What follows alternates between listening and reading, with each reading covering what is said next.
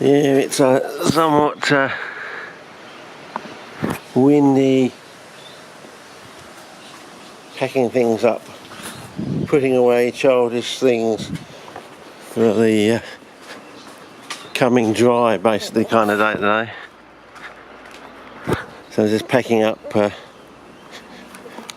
as you do, all these experiments that I did this season, which has got us to where we are today, and hopefully setting us up to try and blue something sometime in the near future.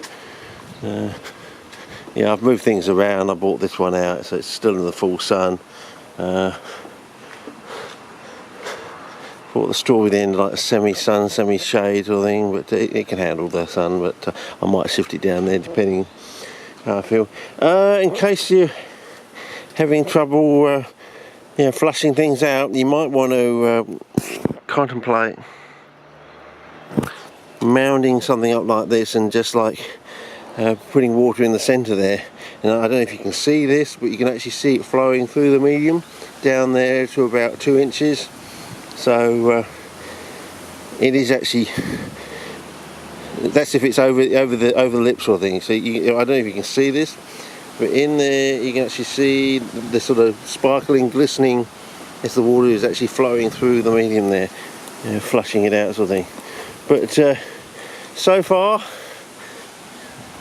think that might be the winner between that one and that one, I think. So yeah, I think that's going to be the winner, I think.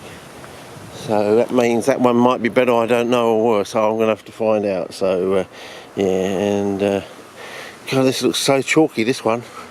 Look at that.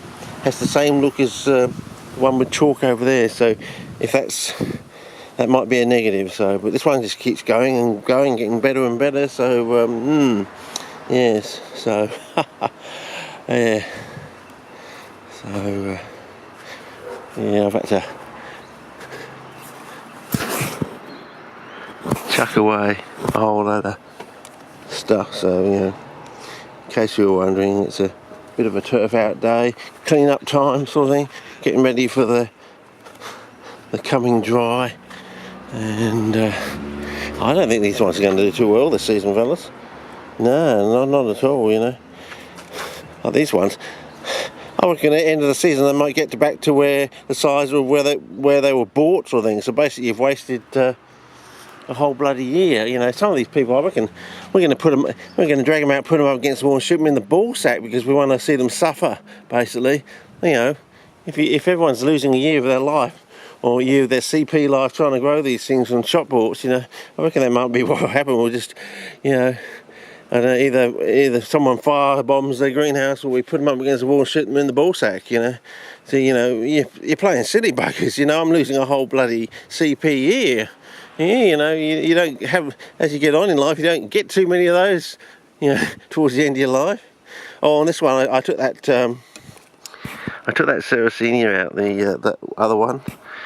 Yeah, don't use the oxide, fellas. Over time it becomes a negative. So I took this out, put it in there, see if it can be resurrected or something like that. Don't know what's happening with this flower stalk, whether I bumped it or something, or it's growing at a funny angle. Again, is it hormones? I don't know, but we'll see. I'm tempted to put more newspaper cellulose into this. I don't know. We'll see. Just to see if I fill up to the brim on the side there, but leave it sort of open, spaced in the centre there, and then put it in. If suddenly we get more growth, then we know it's some sort of proportionality factor between how much you have in there. But I still get the impression it's going to be something to do with the newspaper cellulose being below the sand. Maybe that's what the 50-50 sand thing is all about. It's a quick way of trying to get there, but it's a sort of hit and miss sort of way of trying to do that sort of thing.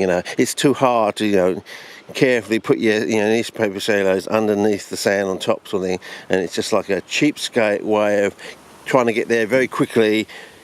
Sort of half and half sort of house. You get some of the benefits, but you still got some of the detriments as well. So anyway, we'll see how we go. So because I just get the impression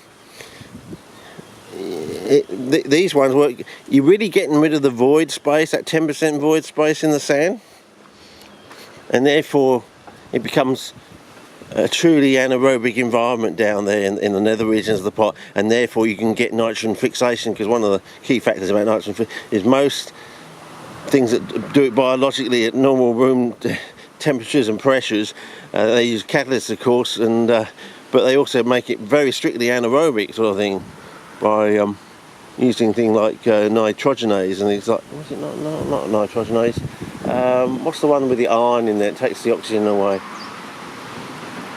Maybe I think it does it all in one go, doesn't it? Anyway, it's a strict anaerobic environment, so yeah, or so they say. I think they've discovered now in part of the nitrogen fixation process, it actually uses a carbon atom at the centre. So yeah. Anyway, so we'll see how we go. Just as I said, this one with the iron here just seems to keep getting better and better and better. So you know, but it's still got this pallid look to it, you know, compared to this. See, these plants here, they can actually go glaucous. I mean, a true blue-green sort of thing. So, you know, that's why I like these ones, because it's like a control. Because if I put something in and this blues and the fly trap doesn't, that means I can't blue a fly trap.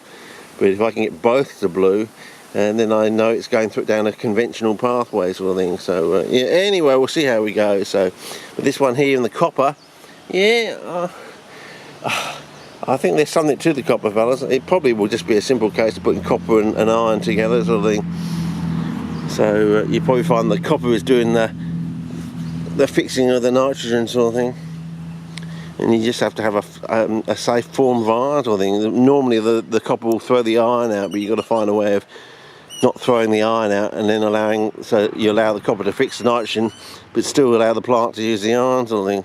Could be like that. But iron can also fix nitrogen from the atmosphere. It's one of the, what they call the handful of elements that can actually naturally fix nitrogen from the atmosphere. Yeah. A lot of books talk about that, but not many actually list them. Yeah, the handful of elements, as they so call them. So you might want to track that down. See if you can do it via the internet now, via Google Books or something. What is the list of how many are there? Is it actually 6 rather than 5?